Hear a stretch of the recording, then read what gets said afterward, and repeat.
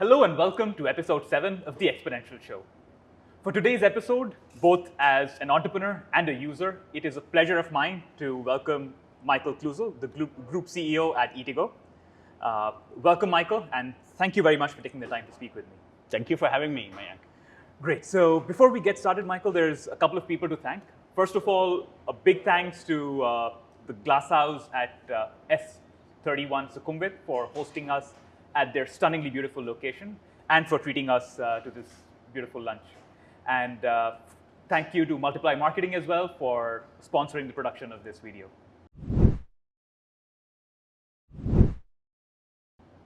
Now, Michael, if I may start, the first question to you is your origin story.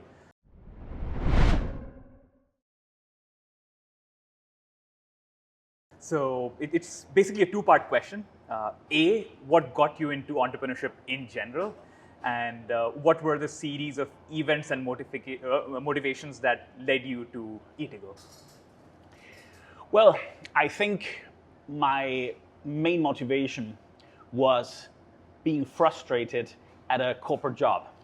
I was there in my late 30s, running the biggest telco operator in Haiti, of all places, working for the highest net worth individual in Ireland who owns the company. And I was struggling with the fact that it was very hard to get the decisions through that I thought best. So I told the owner, listen, you pay me a lot of money to ignore pretty much everything I tell you. That's not a good use of your money, and that's certainly not a good use of my time. Why are we doing this? And out of this, frustration came the idea to open your own shop. But in order to open your own shop, you need the right idea, you need the right partners. And pretty much out of the blue, I got contacted by a former intern of mine who had purchased a website in Bangkok that did restaurant reservations. And he asked me, well, do you know a thing or two about monetization? And I said, yeah, I do know a thing or two about monetization. So he asked me, why don't you fly to Bangkok and we can have a chat? And so I did. I flew to Bangkok, had a discussion with him, and pretty much at the same time, I saw a PowerPoint presentation of all things that compared capacity utilization across different industries. And what stuck with me is how bad restaurants were doing, globally speaking, when it comes to capacity utilization. The slide showed airlines at about 80% capacity utilization through the day, hotels at about 80% capacity utilization across the day, and restaurants at about 40% capacity utilization of the day. And I thought to myself, well, that's not very efficient, is it? And that triggered, during my visit to Bangkok, this idea of, well, look, this is a market that's very sizable, and it's a market that operates at extremely low efficiencies. Now, I'm an economist by training, and I thought, well, that's a problem worth addressing. Right. And so I called up some former colleagues of mine, all people that I knew from my time in telecommunications, and said, hey, I think I found a problem worth solving. What do you guys think?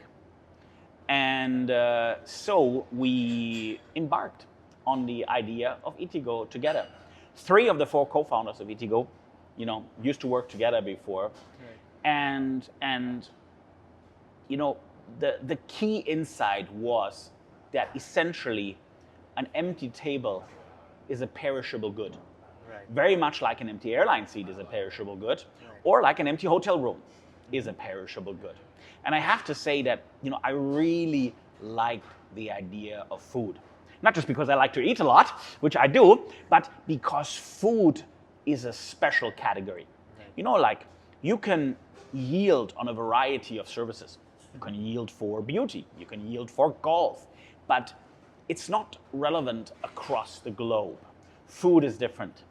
Food is relevant as a category anywhere in the world. Right. People eat 3 times a day. It transcends culture. It transcends religion. It transcends everything, really. Whether you're talking New York or Lagos in Nigeria or Beijing, people eat 3 times a day. So if you're going to choose a category that has, 3 times incident per day globally in every market in the world, right. well, that's a category worth, picking. Absolutely. And so we decided, let's do this with food. And the rest, as they say, is history. Wow. So my key takeaway is PowerPoints do work. PowerPoints do work, especially if you're a boring economist like I am. I mean, I'm an advocate for PowerPoint, so. But yeah, I'm glad that things led you down this path, and it's fascinating to hear how seemingly unconnected things can come together and start something new or give life to something new.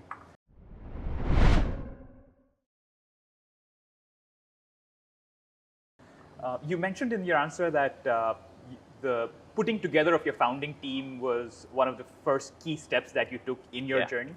So could we dive a little deeper into the very diverse team that you have? And I've had the pleasure of meeting or speaking with 75% of your founding team so far. So it's very diverse, and it's we talked about this off camera, not the stereotypical founding startup team, right? It's not 2 college dropouts starting from their garage or dorm room. So can you tell me a bit more about how the puzzle pieces came together for you and how your diverse backgrounds are impacting the culture of Eatigo in the initial days and also now moving forward? Sure, Mayank. So as you said, the Eatigo founding team is not your typical startup founding team. Yeah. First of all, we were not all 25. We were, let's call it, more experienced at the time that we decided to open up our own shop. Also, we were not just fresh out of college. We had all a strong corporate background, all seasoned executives, and that made for maybe a different focus of how we approach business. Right. I'm an economist by trade. 2 of my co-founders are CPAs, and 1 is an engineer. None of us is a coder. So we did not write any line of code on Eatigo ourselves, ever. Tech was always something that we had to outsource. But you can see already that we have a very strong commercial and financial background. So when we decided to make Eatigo, we very much thought very deeply on how to build a real business. All of us have been executives, who have run significant businesses. The last business I ran before, coming up with Eatigo, we were turning over $750 million a year, making $400 million cash profit a year. These are real businesses. And so we approached Eatigo with a mindset that, on the most granular of level, what we do has to make sense. Right. We have to have positive unit economics.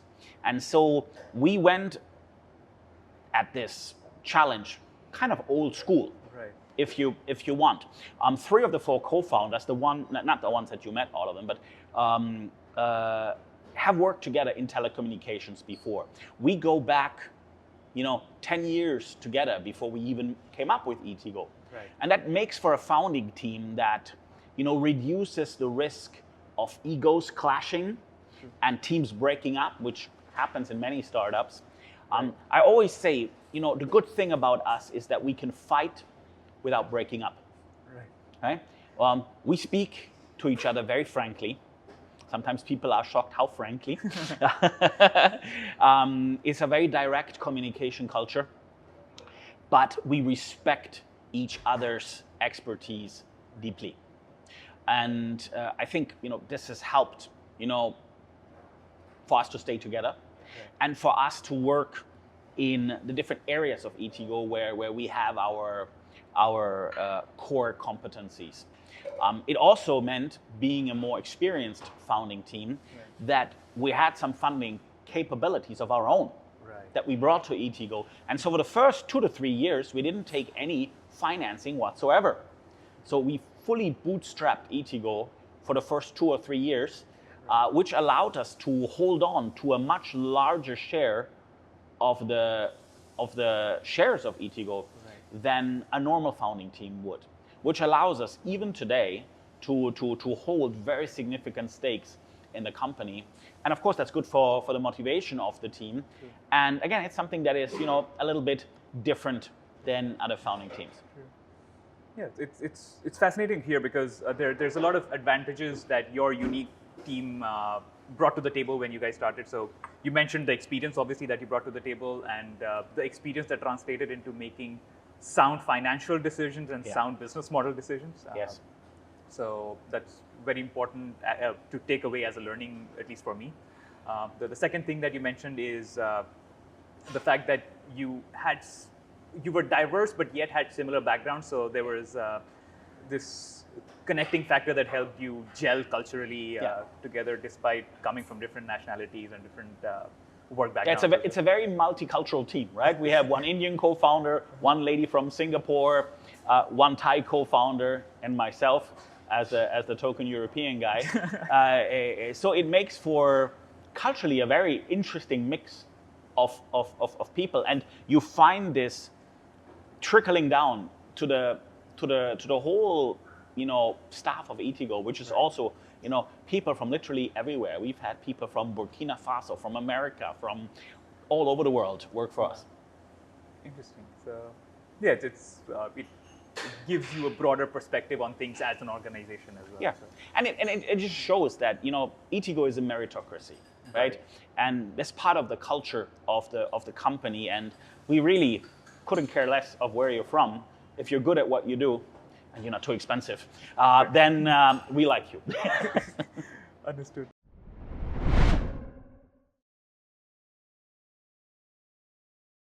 So you mentioned, obviously, you guys coming from different backgrounds, you have in your corporate life spent time in places that are not traditional, if I may. Yes. So you've traveled the world, you've worked in different parts of the world. What made you choose Southeast Asia and Thailand specifically as the place to start? Well, we are the global first mover in what we do. When we started Eatigo, we checked. There was no company in China who did what we did. There was no company in the US, in India, or anywhere else in the world doing what we do. Rolling out yield management for restaurants, we are the global first mover. Now, when you are the global first mover, that comes with benefits and with challenges, right? One of the benefits is it's very hard to clone you, because if you want to make a Uber clone, you can literally download the playbook from Uber from the internet. When you want to do what Eatigo wants to do, or set out to do, well, there was really nothing to go by. It means that we knew we had to write our playbook ourselves. So it's good that clones will struggle copying you, but it also means that you will make mistakes at the beginning, because literally you have nothing to go by. Nobody has ever done such a thing. So we decided, okay, let's not do that under the looking glass of the world. Let's not go to San Francisco, to Silicon Valley. Let's not go to London. Let's not go to New York. Let's go to somewhere where we can afford to make a mistake if we have to. But that place still had to make sense. So we were looking for a place that fulfills a variety of criteria. First of all, we needed a significant population base. Right? Second of all, we wanted a part of the world where dining out is important. Now, it may come to you as a surprise if you look at the percentage of the net disposable income that people in Southeast Asia spend on eating out is much more significant than what, for say, Germans spend on eating out. So Thailand, in particular, has an enormous dining out culture. So good population size, obviously. Southeast Asia, 800 million people plus is a good population size. Strong eating out culture. Third point, discount affinity.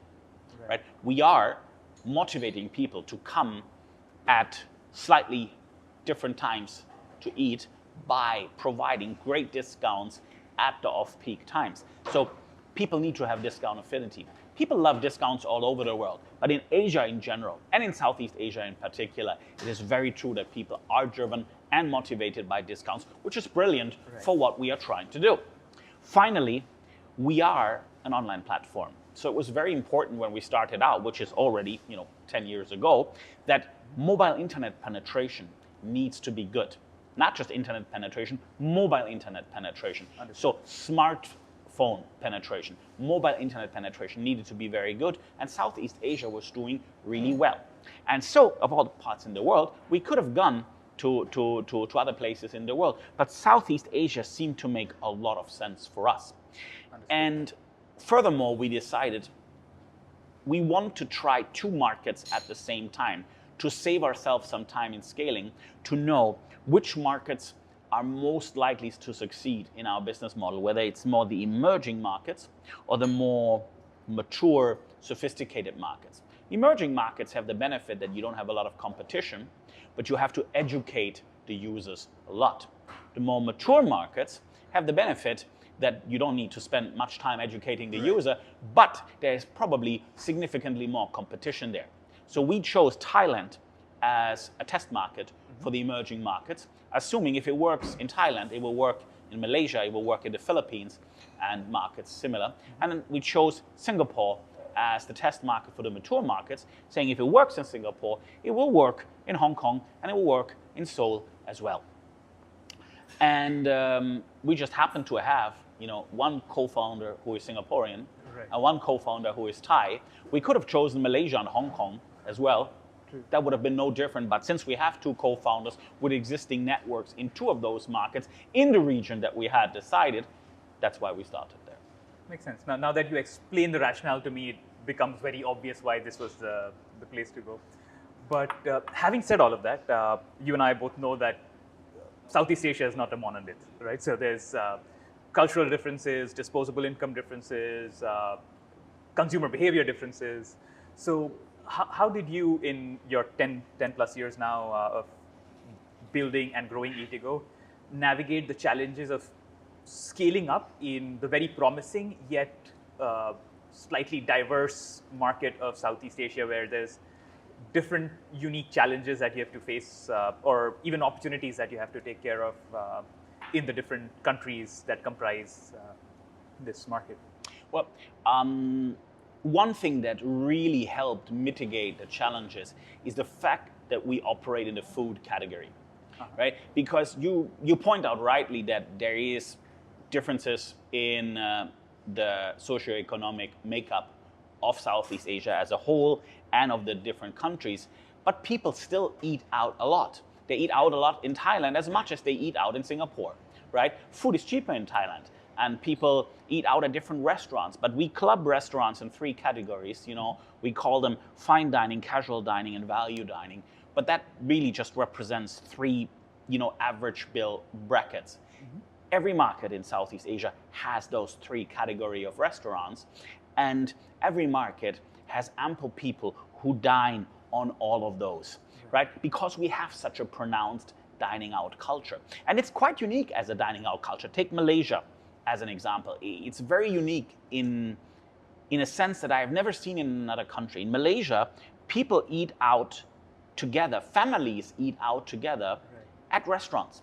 So you imagine, mom works at one place, dad works at another place, the kids work at a third place. And they don't have time to cook a meal at home.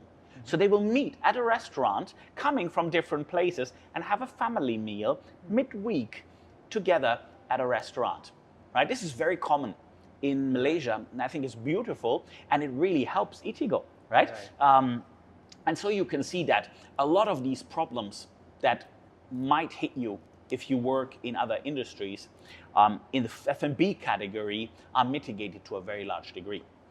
I would say the biggest challenge for us to address working in such a diverse cultural environment was how people consume and process information.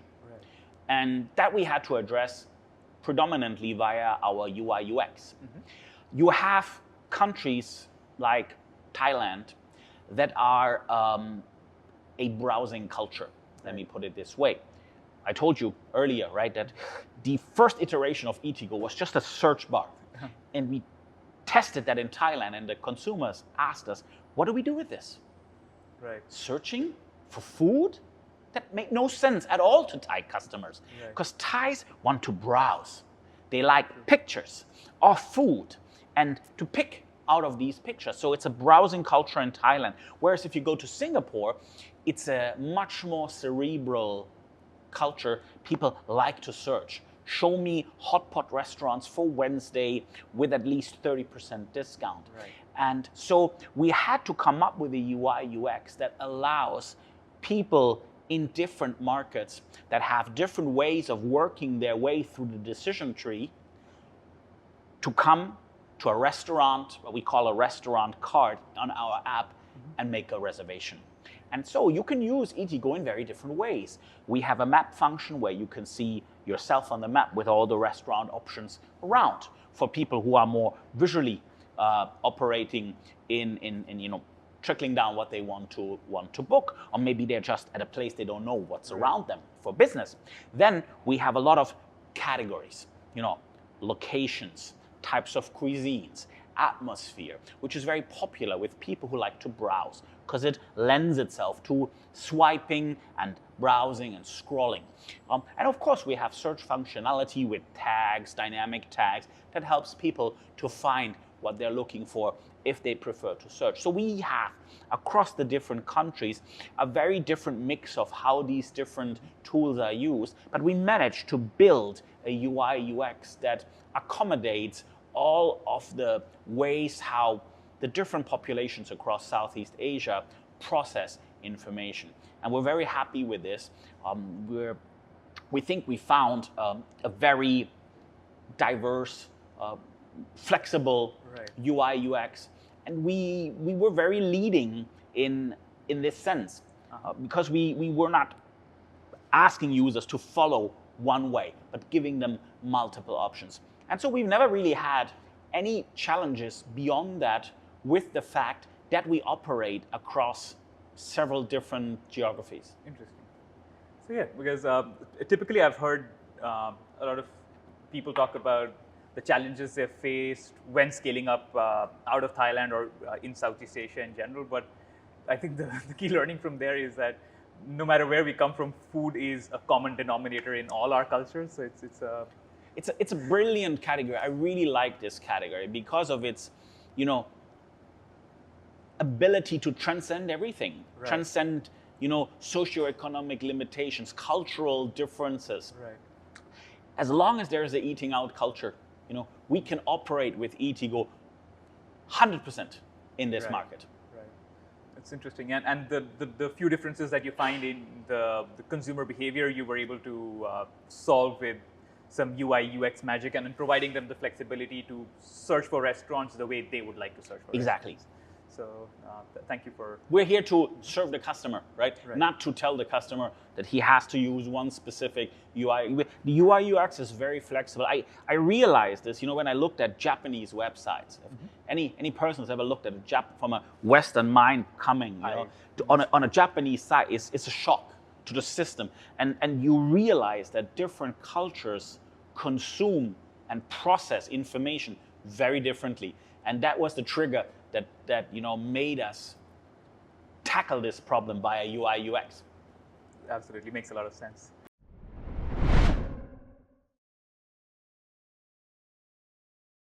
So Michael, you have very succinctly described how you fine-tune the UI UX to meet the requirements of different countries, different user types. But I imagine the entire journey is not as succinct as you've summarized. So in that experience of not just the UI UX side, but just building the business, I'm sure there's been a lot of ups and downs, but there's been a recent milestone that you have discussed earlier, and that has been a merger that Eatigo went through post-COVID, am I correct? That's right. Post-COVID.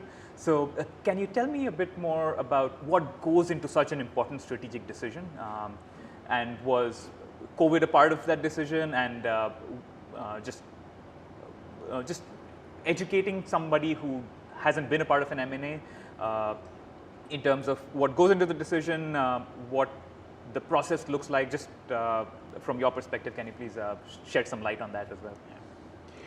Well, certainly, Mayank. So you're absolutely right. COVID did play a big role in this decision, and what we did is in late 2023 we merged with FunNow from Taiwan, and we built a new group called the FunNow Group, who owns Eatigo and who owns the FunNow businesses now. And you have to really bring everything back down to COVID, because COVID was incredibly disruptive to what we do. Because we send people to restaurants, and when the restaurants are not allowed to operate, well, they have a problem and we have a problem. And so this dragged on for a long time, with different countries taking very different approaches on how quick they shut down, how quick they open up. Right. And especially coming out of COVID, it was challenging for us to build momentum again, because there was still, as soon as one country was going up, then the next country was shutting down again for a wave, and it was painful. We came within a hair's breadth of dying, but we survived. And coming out of COVID, we had to really take stock and decide, well, what are we going to do now? When a big tornado blows through your hotel and it's all destroyed, lots of things are laying about, the first decision you have to make is, do you rebuild exactly how it was before? Or do you rebuild in a slightly different way? In every challenge, there's an opportunity. And for us, this was the question: what do we do now? Where do we go from here? And of course, capital had two kinds of stories that they could invest in after COVID. And that is into growth stories of companies that benefited from COVID, because there were, of course, companies that benefited from COVID, like e-commerce and food delivery, or to invest in recovery stories, which have easy growth. And we came across a partner in FunNow that we had been talking to even before COVID. I see. So this was not like a very new connection we did. We knew them from before COVID. We had some exploration talks even before COVID. And we decided, hey, after COVID, I think it makes strategic a lot of sense if we were to merge, because we are good, they are good at what we're not good, and we are good at what they're not good. Right. And one thing that stuck out for COVID, for FunNow, is that FunNow did well in COVID. I see. They did well with, they use hotel rooms used by a lot of people that didn't want to work from home, so that they can still have a professional environment. They rented hotel rooms in Taiwan to do their daily work. Right. And they did really well with this. And they also had multiple revenue streams.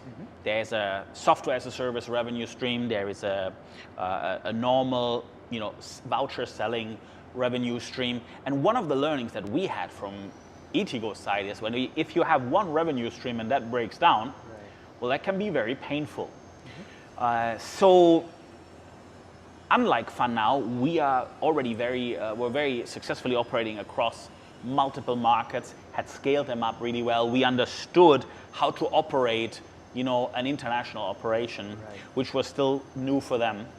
And so we felt like, hey, so here you have somebody who is well-funded, who has a good growth trajectory, who needs to learn how to scale still.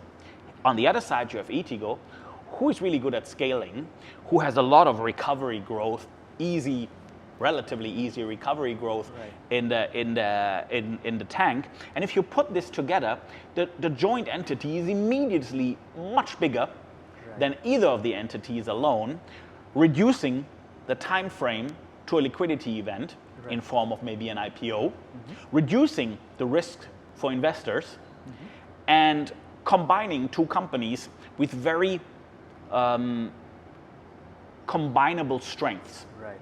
So we've created something that's bigger, quicker to IPO, better funded, more nimble, lots of synergies that can be realized, and it just made a lot of sense. It made a lot of sense for fun now, it made a lot of sense for Eatigo, it made a lot of sense for the investors, and we just felt, this is a great idea, and let's do it, and so we did. Right, interesting. And the very fact that you survived COVID in the line of work that you're in, I think is a testament to the prudent business model that you touched upon earlier, so I appreciate the perspective on that. And it's also interesting to learn how there can be opportunities that arise out of the worst possible business challenges that you can. Absolutely. I mean, this is the challenge for the founding team to really assess such a unique event that has been very destructive for us. Of what can we still gain out of this, and is there any upsides that can be realized?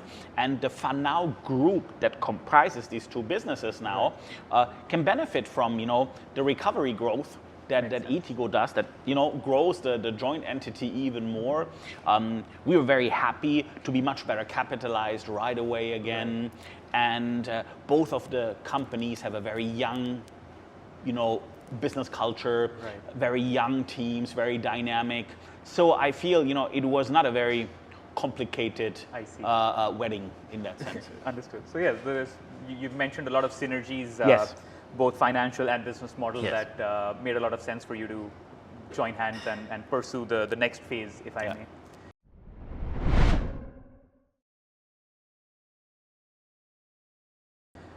So speaking of the next phase, you teased IPO a couple of minutes ago. So can you shed some light on what's next for you as a business in terms of just your investor relations and what you're planning on the financial and business model front for the next chapter of the FunNow group? Yeah. Well, see, the FunNow group is currently raising what is hopefully going to be a pre-IPO round. So the business is maturing. We have been doing this for a good 10 years now. And so it follows the time frame that was pushed back by COVID, of course, right? But we are now working very hard as a joint entity to achieving our break-even. We already have an operational break-even in almost all entities, but of course, as a newly minted group, we have a big SSO, right? That has to be paid for by all the operations around. And while the operations have almost all operational break-even already, we need the break-even now for the overall entity, which is something that is, a few quarters out. And we hope in the first half of next year we can get there. And that I really think is the key milestone to say that we are listable, right? Because we want to list and we are working towards that listing. I think the next key milestone is really our overall break, even the black zero. I will leave it at the black zero, right? But just to show, and give investors the confidence that this is a real business. This is a solid business that not only grows but grows sustainably, and so this is where we really want to go. Once we reach this, I think then comes the next phase on hey, where do you want to list, etc. That is something I can't speak to too much at this point. But I think the real next milestone is the full profitability of our business, and we're the burn is decreasing every month, and we're really making good headway toward that goal. Fascinating, and it's there's the first half of next year is right around the corner. So it's not that far away. We've been this has been part of the whole idea of the merger. So since the merger, we're working to this, right? It's not, there's no magic wand that we can weave, but it's consistent hard work across all of 2024 that has really, helped us to get the burn down and move towards profitability. And so I think we're well on the way. Awesome.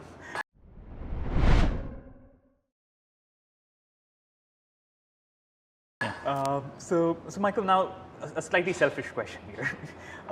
So you talked about what's next in terms of your business plans, but as a user, as somebody who likes using Eatigo for... Thank you for your patronage, No, Mayank. I mean, it's due credit to my wife. She's the one who does all the bookings. So if you see our stats, I open Eatigo like once a month, and then she's like every time we're out, she's like, hey, what's on Eatigo in this area? But from that perspective, so this is a question, now that you mentioned it, for my wife more than me, is what's next for us as consumers, both from Eatigo and from the broader group itself? Yeah, so after the merger, the first thing that we went to work on is, let's call it all the things under the hood. I see. Right? So we rebuilt all the back ends, all these things. That's a lot of important things for Synergies, but as you say, for the user, you don't get to see too much of this. Yeah. Then the next step now is, I used the image earlier of COVID being like a tornado that went through your hotel. And so I look at our app as like a hotel, where we haven't been able to do much maintenance work for the last 3 to 4 years. So when you go around and you survey your hotel, you see, okay, this elevator is not working, and then there's some water damage up there. And so for us, we are right now in the middle, no, not in the middle, at the very back end of a major rehaul of the whole application. Wow. It should launch around mid-November, sorry. So we're, three weeks out from a very major overhaul, which is all not under the hood, but really visible now for the user. And it's a complete rebuild of the app, right? The whole UI UX is refreshed, rebuilt, new functionalities. So we designed Eatigo, and for many years we were the absolute leader in UI UX. Right. And then through COVID, we were not able to do that much, and we hope to regain this leadership position now with the rework of the consumer app. And I hope your wife will enjoy all the new functionalities. I can't speak to it too much yet, but the wait is very short, right? By mid-November, you will see all the shiny new version of Eatigo. I look forward to it. It's right around the corner. Yeah. On top also, one of the benefits, of course, of being a merged entity with, FunNow has footprint in some markets where we don't have footprint, and we have footprint in some markets where FunNow doesn't have footprint. And so you might also be able to look forward to Eatigo being available in new markets very soon. India. Okay. But I'm like I said, it's definitely something that I enjoy using. So I'm looking forward to what the new app looks like and what the new experience even outside of Thailand looks like.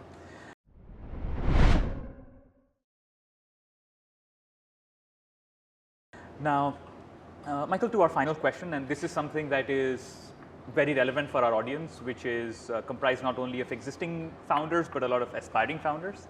So from that perspective, it's slightly broad, so please feel free to narrow down this question as you deem fit. What is your go-to advice to give to founders, whether for SME founders like myself or startup founders? Is there some broad overarching advice that you give to somebody when you meet a young founder?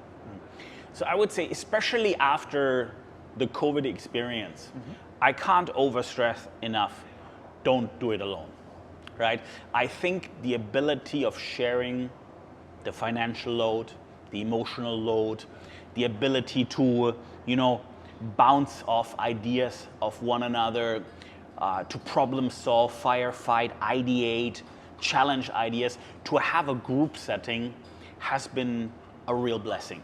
So Eatigo founding team is relatively big with 4 people. Now, I don't know if everybody needs to have 4, but if you have the ability to have more than 1, I think there is a lot of mileage you can get out of this, of the load, on so many levels. So I think, my advice is to go as a group. That doesn't mean that you can't do it on yourself, right? But I think it's easier and has many synergies that you can utilize when you do it as a group. Second of all, find a real problem that people will pay money for to have it solved. I think I can't overstate that as well, right? Don't come with an idea. Start with a problem that is a real problem and that people are willing to pay for to have it solved. Because even if people love your solution, but they don't want to pay for the solution, it's going to be very hard to build a business model around this. If you're solving something that's not really a problem for anybody, it's very hard to scale this up in any meaningful way. So I really like the approach of looking for problems and solving them. For example, in Eatigo, we chose to monetize via the merchants rather the users, based on the insight that everybody wants everything for free. End users do not like to pay for anything. That is true. Right? If you go back a little bit in history, you know, with the, you know, with music at what was the platform called at that? LimeWire? No. Before we had Spotify, Napster. I see. Okay. Right?